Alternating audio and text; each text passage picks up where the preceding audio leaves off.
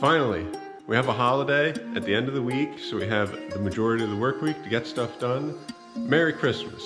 Just finished up 2,000 Perfect Bound books. Been doing a lot of work all week. I'm getting ready to just cut down some of these. I need to perforate those. Still have a lot more books to do. Also gonna set the folder up and do some trifold on that menu. This 37 is running like a champ. And the IQ has been running just fine as well. I'd say maybe twice this week I needed to clean out one of the scanners, but I just used that tool, slip it in there, and then it was good to go. And while I was printing those menus, I had it turned on so it automatically checked front to back registration. I think it was like 4 or 5 times through that run of 4,000 copies. And it worked real nice. I do need to play with the color settings yet. Haven't really had time to think about that. Just doing one perf on these. Straight across here, they're already printed up. So I need to change the blade on this and move it over to the side just a little bit. Right now, the slot perf is in there that cuts a slot out in the sheet, and I need the knife perf to be put in there.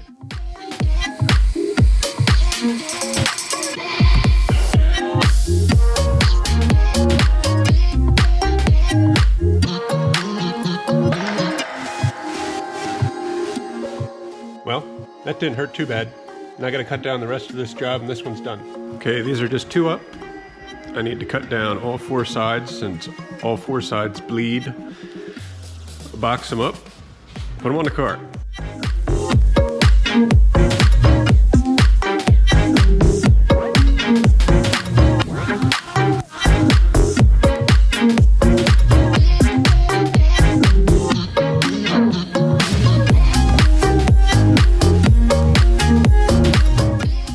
Okay, that went well. Didn't take long at all. This paper cutter has been giving me problems. I'd say 2 years ago or so, the DRO, the digital readout, started acting funny. The reason it's not working right is this little board right here. I think there's a bad connection or something, but if this gets moved the wrong way, or if a piece of dust gets on this disc, it will count incorrectly. See, as you spin that disc, it'll count the open and closing of that, I guess it's infrared or something. So I've been double checking my cuts with the ruler just to make sure, because sometimes it'll stop working correctly like midway through cutting, and then things will be off like a 1/16 or something. But I do have plans for this thing. Not this episode, but coming up. And I did look into getting a micro cut like 2 years ago when it started giving me problems, and just decided, you know, it's not really worth it, because eventually I want to get an automatic cutter that I can program and things like that. We'll see. But first, got to clear this out because I got menus that need to be folded. So this, out there. Signs of a good week. Boxes depleted. Again, boxes almost gone. Need to restock that. Trash piled up. Trash on the floors. You know, at the beginning of the week, there were at least 4 stacks of paper here. All gone. I can see the light at the end of the tunnel. This is great. This is Christmas Eve. I'm gonna get out of here a little earlier than I typically do. I survived.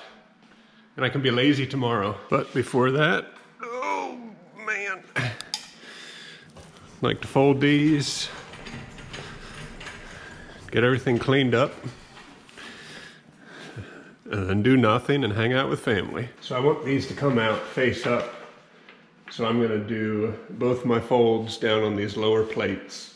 First fold is at 4, second fold is at 10.5, and we should be pretty close. Correction, I need to put that at 4 and 6.5.